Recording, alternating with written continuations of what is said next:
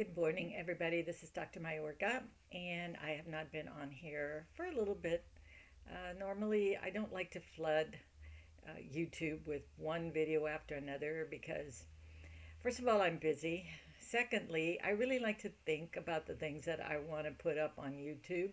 Not, I'm not kind of a frivolous person in that sense that every time I have a thought, I'm going to put it on Facebook. And not that there's anything wrong with that. I sound like Seinfeld. If anybody remembers Seinfeld, they'd say something that was a little off or maybe not PC, and they would say, "Well, there's not that there's anything wrong with it." So, but anyway, today I just wanted to talk a little bit about self care and the importance of self care. We've had a lot of things happen in the world, especially with disasters that can sometimes be a little overwhelming.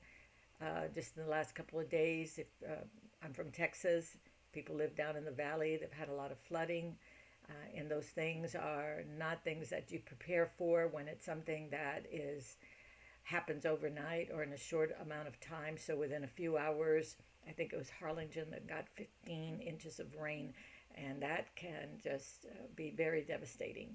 I've lived in the valley, so I'm very familiar with the landscape, and we're pretty flat down there. And there's a lot of they call it asacas in Brownsville, where there are bodies of water, and so again, water can accumulate very quickly. So there is probably a need for help and also to think about self care down in the valley or here where I'm at or anywhere. And so, a couple of things that you can do today to just take care of yourself, uh, to self care. Number one, make sure you drink plenty of water. It's amazing how hydrating yourself can really be beneficial for the body. In fact, if you get to a point that you're feeling thirsty, you're already very dehydrated. And that happens to a lot of us. I know that sometimes I get so busy and I think, man, I'm really thirsty. But by the time our body is telling us that we're thirsty, we're dehydrated. So try to drink at least enough water so that you're feeling kind of plump and not feeling like you're thinking I'm getting thirsty. So that's one thing. Another way is to think about some kind of activity, and it doesn't have to be a gun ho activity like spinning or going to the gym and running on a treadmill for 10 miles or anything like that. But actually, I was reading about getting up at least once an hour and doing some kind of a movement.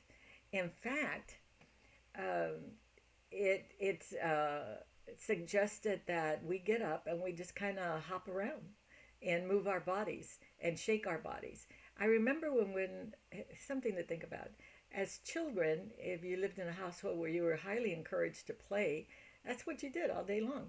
You went out there and you swung your arms around and you ran around and you did some kind of an activity that wasn't structured. And so it's basically the same thing to get up and move around, move your arms, walk outside, swing your arms, and that really allows your vagus nerve, which is right here, to re ground your nervous system. And so that's another good way to help yourself settle down. A lot of people think, oh, if you exercise, you're going to be exhausted. But actually, after you exercise, you feel a little bit more settled.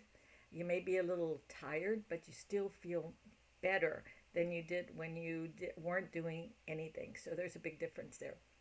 So, drinking water, doing some kind of activity that moves your body, and the next one is reflection. At the end of the day, when you're sitting down, I've gotten to a point where I have a patio. I like to go out there and I like to watch the sunset, and it's in that sunset that I reflect. Not major reflection and take myself into some kind of a traumatic situation thinking about things like that, but just simply reflect about the day.